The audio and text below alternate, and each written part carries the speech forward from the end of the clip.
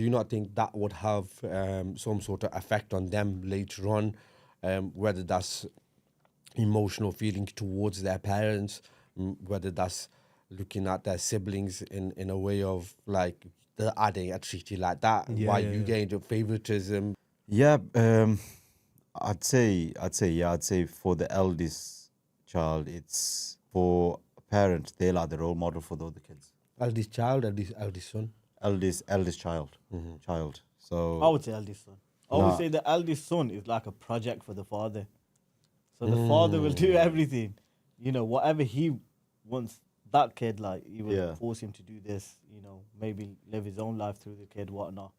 And then usually when that fails, he just leaves it. on to the next then- one. No, he leaves all this and it's like, yeah, I tried. But is Then- that they're trying to live their own life, or they're trying to make No, them a it better could vision? be. Sometimes it is. Not all the time. You know, sometimes they, it's for the best, what they think is best for their kid. But yeah, usually the eldest one is a project. If that goes right, maybe they try again with the next Yeah. one. If that fails, then usually it's like, you know what? For example, there's some families there that haven't got no sons. The eldest daughter, would she have the same responsibilities as eldest son? No, Yeah, he's saying, 'cause- but if there's no son, like it's just a family of daughters. Then they probably would, like, surely at that stage they would start treating one or two of the daughters, one daughter as a son, where they would start, Yeah. you see that where people start treating the daughter like a son, and vicariously just living through that, like, Yeah. this is my son.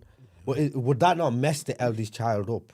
I think this, in my opinion, I think it's like, regardless of whether it's the son or daughter, they both have different kind of responsibilities, where a son might be pushed more to kind of bring in, like, be the breadwinner of the family, or like have certain Yeah. responsibilities or decision making after the father.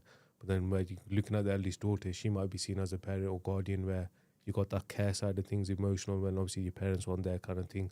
So they play different roles, but I'd say they both have that pivotal role in. Is it fair for them to have that sort of expectations and making them live a certain way? Because we're talking about the oldest on Yeah, yeah. and do you not think that would have some sort of effect on them later on, whether that's emotional feeling towards their parents, whether that's looking at their siblings in a way of like, are they treated like that?